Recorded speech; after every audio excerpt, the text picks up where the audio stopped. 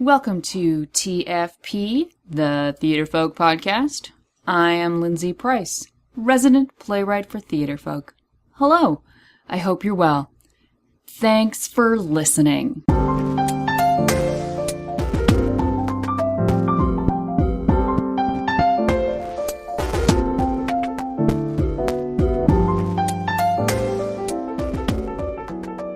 So this is just you and me, right? I can confide in you, right? So I've been trying to figure out something new for the intro, something that says what I'm doing and the scale, and while I am actually sitting in front of a little foam box, the words foam box irk me tremendously. They just don't sound right. They look right, but you're not reading along, are you? I love, let's do this, but it's taken by much bigger fish than me. Anyway, blurg. I'll keep working on it. Episode 53. We are acting up in an interview with playwright Clint Snyder. So today I talk to a new-to-Theatrefolk playwright, Clint Snyder. Clint recently joined us with the delicious one-act parody Lord of the Pies, which is a spin on the classic, can you guess it? Lord of the Flies? Pies? Flies? What makes this parody great is that you don't actually need to know the original to enjoy and get something out of the play. It works on two levels, and when Craig and I were considering the play, that is what really sold him. He loved it out of context. He didn't know the original work, whereas I did know Lord of the Flies, and I loved it in context. So we knew it was a winner. You can find Lord of the Pies on our website, theatrefolk.com. Go there now, read the sample pages for Lord of the Pies, pick it up. It is an especially unique competition piece, I think. Now, on to the interview.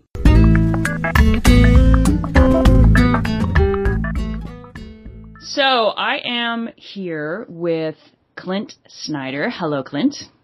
Hi.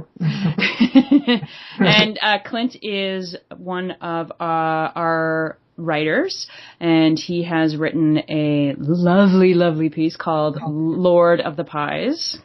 Yeah. And so what we're going to do today, Clint, is we're going to spend a couple of minutes just basically talking about writing, if that's okay with you. Yeah, that sounds great. Awesome. So where are you? I'm in Portland, Maine. I love Portland. Have you always been there, or were you there for school? Or I moved up to Maine for college, and then I moved down to Portland right after college. So I've been here about 5 years. What's your arts community like? It's small, but it's nice. It's very vibrant. You know, there's a couple different community theaters around here, and it's a great place. Do you find that you can sort of there's enough for you as an artist? Yeah. There's definitely a lot of different outlets, especially for how small of a city it is. But it's really nice here. That's really cool. Yep. So my first question in terms of writing is, why do you write? Why did you choose to do that? I guess it's kind of a cliche, but I'd have to say I write because that's the only thing that I know how to do. Well, I don't know what else I would be doing if I wasn't writing, you know? There was a point when I was starting out as a playwright, and it was going pretty much horrifically wrong. And I just, when you get to that point where you're like, okay, do I go get a job or do I do this? And I'm like, I don't know how to do anything else, so I might as well just keep stumbling through. Exactly. And I don't know honestly what else I would. I mean, I'm a photographer right now, but really that's just to tide me over until I can do this as a full-time thing, just because it's what I love and it's what I'm gonna keep doing until I'm dead, I guess. How long how much of your time are you able to devote to writing? I would say I write every single day, even if it's for 5 minutes, 10 minutes, but I try and get at least an hour done each day, because I feel like if I don't, then I get rusty and I fall into bad habits and stop writing. A lot of our customers work with teenagers, of course, and they're always wanting to know, like, how do I do it? How do I do it? And really the only thing to say to them is do it. And do it often. And you're so right. Like, I think 5 minutes a day is a more consistent habit to develop than, you know, sort of trying to cobble something together like once a month. Mm-hmm. And, you know, I love it, but you definitely have to push yourself and keep yourself going, because if you're not, you know, cheering yourself on, then no one's going to do that for you, you know. Do you have any tricks that you use when it's a really bad day for writing? I do a lot. I try and do free writing if I have like absolutely nothing to write about. You know, I try and tap into that subconscious kind of thing to find out what I really want to write, even when I'm telling myself that I don't want to write. You know, there's always something back there that you have available to write about. I love it's the best exercise just to sort of, because you're writing, right? Mm-hmm. It's words on the page. And how do you deal with your self-critic? I think everyone is their own worst critic, you know, yep. And I think that I'm definitely really critical of myself, but, you know, you just kind of have to push that voice to the back of your head and, you know, push the one that keeps you going to the front of your head and just keep writing. Do you have a special place that you write, or are you a write anywhere kind of guy? I mostly write in my room, but, you know, if I'm having a hard time, then I try and mix it up. Portland's a gorgeous city, so, you know, sometimes I get out to the beach or to the ocean or something like that just to mix it up and kind of help inspire myself. Yeah. Do you find your location inspiring? Oh, absolutely. Portland, for, you know, such a small city, it's got so many gorgeous locations, lighthouses, beaches, lobster, you know. I was there maybe a year and a half ago, and it's just the most wonderful walking city, you know, like you can walk from end to end. Mm-hmm. I mean, I don't even have a car because you don't really need one in this city, you know. Even, you know, you don't need one in New York, but you don't need one here either just because you can get anywhere. Are you a pen and paper guy, or are you a computer technology guy? I usually try and write it out on the computer first just because I know I'm going to have to do it anyway. But if I don't have my computer around, I always carry a little notebook on me. And that way, you know I'm going to get the ideas down one way or another. So the funny thing is that this really is our very first conversation and just sort of like hearing each other's voices. Yeah, I know. It's weird. I feel like we've talked so much without actually meeting each other. Exactly. And that our whole process from the time that you've submitted stuff to us to any conversation we've had has been purely, you know, technology based and through email. And what do you think about technology and being a playwright? I hate technology. Oh, why? Technology is my worst enemy. I am technology's worst enemy. I'm surprised I even managed to turn the computer on, you know, when we were doing this. I had my roommate help me out with it. That never comes across in our conversation. Well, that's good. Yeah. Do you think it's a better time to be a playwright now, or would you prefer to be a playwright in another era? Oh, I mean, I would obviously like to be a playwright when, you know, the arts were getting a lot more support and financially, and, you know, movies have obviously kind of dampened the theater scene a little bit, you know, even from the 30s or, you know, it's not the best time to be a playwright, but this is the time that I have, so I'm going to do, you know, what I know how to do. Exactly. It's funny. They've been saying the theater's going to die for 50. It's been dying for thousands of years. Actually, yes, it has been. I mean, there were times where they shut all the doors and then it still came back. So I don't think we're going anywhere. So that's comforting. Oh yeah, people need it. I need it anyway. Yeah, why do you need it? I mean, I don't know. I just love to go out and perform and see my work being performed, and that's just, you know, there's something that drives, you know, I think all playwrights and actors in that regard. What was it like when you saw a play of yours performed for the first time? Weird. It was definitely weird because it's not exactly what you expect. You know, the actors bring their own creativity and their own interpretation to your work, and it's not necessarily going to be the one that you have, but it almost makes it better because theater's a collaboration and you have all those different minds working together. And that's something that you really don't get with a lot of different, you know, types of art. Sometimes my favorite part is when someone comes up and says, well, I was doing your research on your play and I saw this, blah, blah, blah. And I'm like, really? Wow. That's awesome. Yeah, my friends, they found some random article from some high school that had done one of my plays, and I was like, oh, I didn't even know that they had done it yet. So I love, like, just finding out, you know, new things about, you know, my own work when I go back and read it, you know. I think you find that you're never in the same place that you were when you write that initial draft. If you look at something particularly that's like even a couple of years old, it's like, who wrote this? You know, it can't be me. Because it wasn't you. You know, you're a whole different person than you were a few years ago. It's kind of a neat evolving. It can be an evolving craft. I think it should be an evolving craft. Mm-hmm. Otherwise, you know, we stay stagnant, and we don't like that. Have you ever seen a production of one of your plays that it was just not the interpretation that you had envisioned?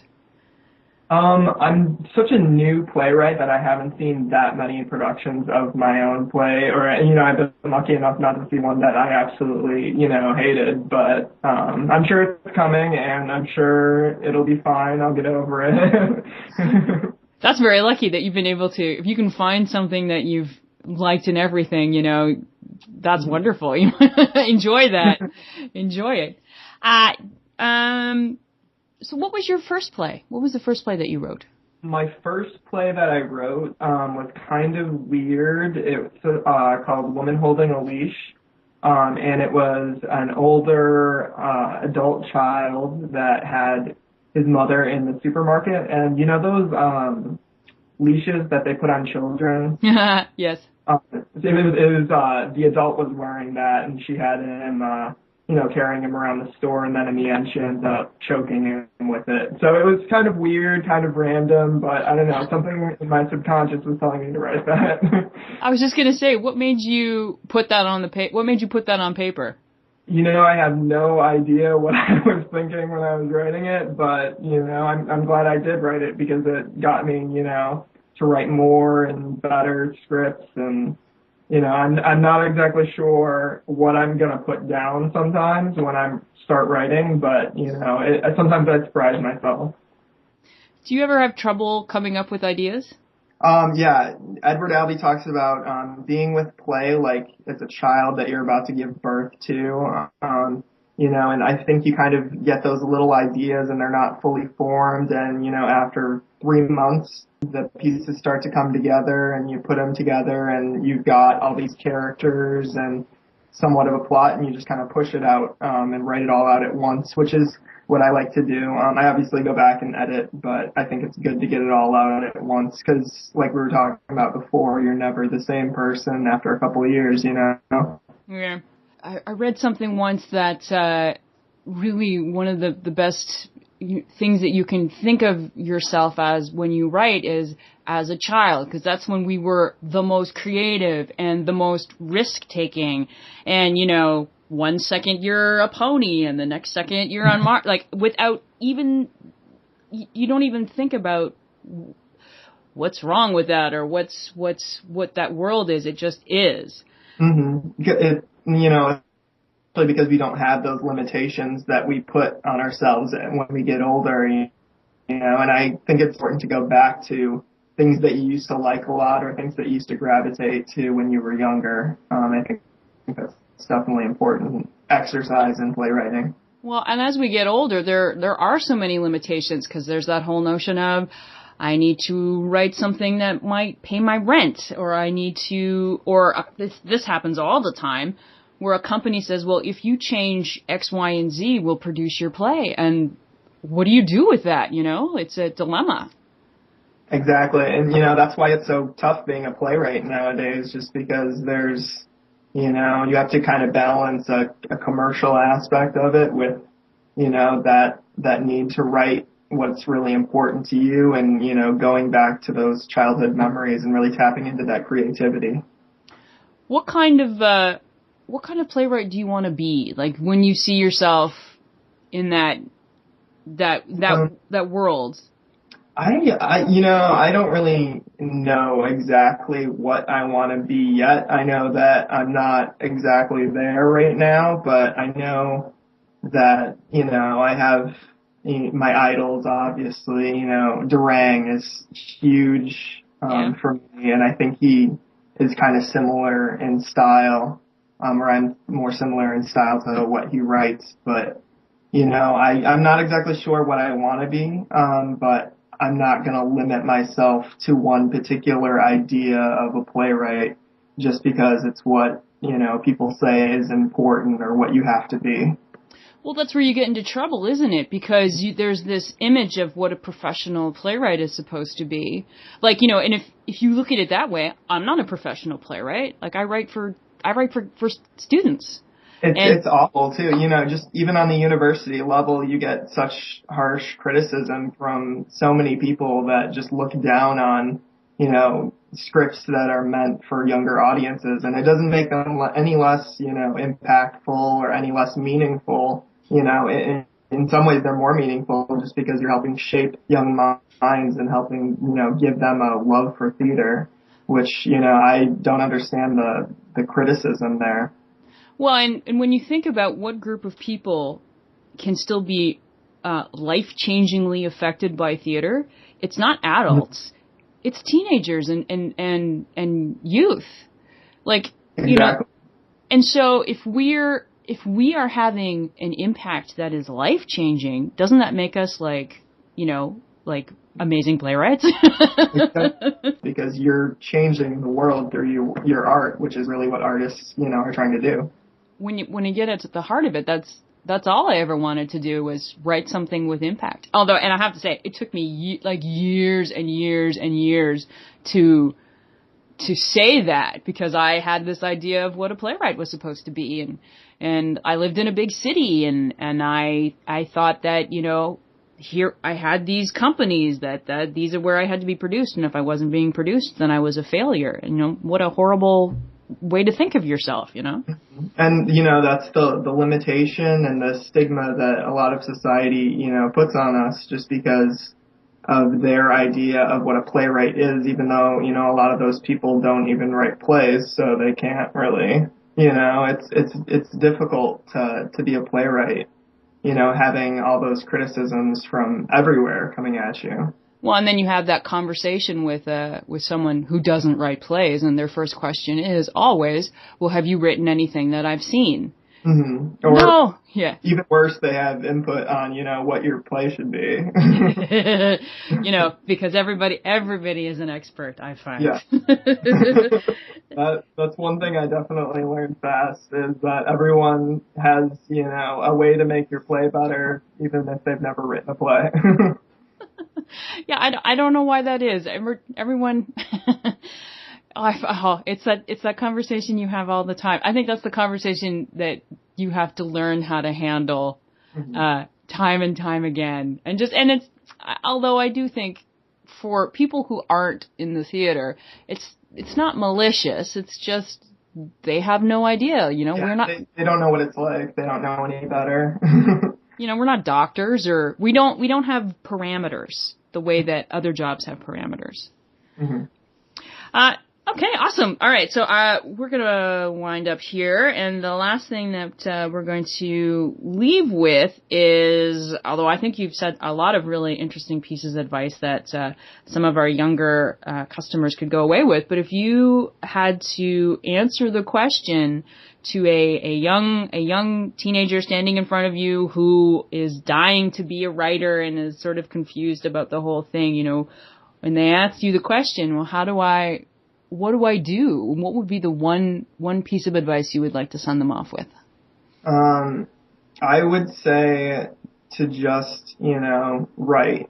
and just do it, because if you hold on to those limitations instead of, what you really want to do, I think Paula Vogel talks about how there's no such thing as a perfect play. A perfect piece of art always has mistakes, and if you just, ignore, some of those criticisms for a second, it'll clear your mind enough to go out there and do what you really want to do, which is perform or write or, be an artist. And it's really important to take those criticisms, but to take them with a grain of salt, because nobody's perfect, art isn't perfect, and nobody knows everything about, about playwriting or theater.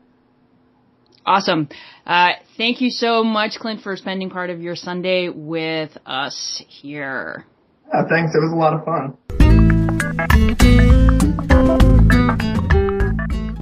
And we're back. Before we go, let's do some theater folk news. It's a play feature, it's a play feature, it's time to feature a play. It's important for us to have the blockbuster plays in our catalog. Those generally friendly, reach a big crowd, fun for everyone plays. You need plays that pack a wide punch, and, let's be totally transparent, they make money. And I like making money as an artist. It doesn't bother me. I think it's really awesome, to pay for your groceries with plays. So, it's also important for us to have plays in our catalog that don't appeal to everyone, that don't have a wide reach, that are weird, that are quirky, that do not go with the flow. Because I know, and you know, there are teenagers out there who do not go with the flow. We can standardize test them till we're blue in the face. We can try to make them dress the same, act the same, but you cannot stop the left of center teen. I was a left of center teen. I am a left of center pseudo adult. And if we want a catalog that speaks to everyone, that means we want plays that speak to everyone, all factions. To that end, this week I'm featuring a play called Magic Fairy in the Microwave by Dara Murphy. The play is inspired by a style of theater called the Grand Guignol, which basically tried to put horror aspects on stage. Lots of blood and gore. But Dara is also a master at black comedy, so in this story we have a normal teenager with a normal life and a very unreliable narrator who's trying to kill her. Here's the opening monologue from the play. Good evening, ladies and gentlemen. I'd like to thank you for coming tonight. I hope that your seat is comfortable, and that the temperature in the room is neither too hot nor too cold. I also hope that before you came to the theater today, you told your loved ones that you love them. Because, well, you never know. Before we begin this performance, I have been instructed to deliver a viewer discretion warning. The content of this show may not be suitable for all viewers. This play is tragic and bloody, and the ending is very sad. If you came here expecting happy rainbows, kittens, or magic fairies, you will be disappointed. In fact, if there are any kittens or magic fairies here today, they will probably end up in a microwave. Does that thought make you squeamish? If so, it would be a good idea to have a jacket handy, just in case you need to cover your eyes. You have been warned. This is not your normal, make everyone happy play for teenagers, and I love that. Go. Run, do not walk, to our website, theatrefolk.com. Read the sample pages for Magic Fairy in the Microwave, Dara Murphy. Buy it for your left of center teen. Lastly, Where can you find this podcast? We post new episodes every Wednesday at theatrefolk.com and on our Facebook page and Twitter. You can find us on youtube.com/theatrefolk. You can find us on the Stitcher app, and you can subscribe to TFP on iTunes. All you have to do is search for the word Theatrefolk. And that's where we're going to end. Take care, my friends. Take care. Small fish on the mic. 2 turntables and a microphone. I'll work on it.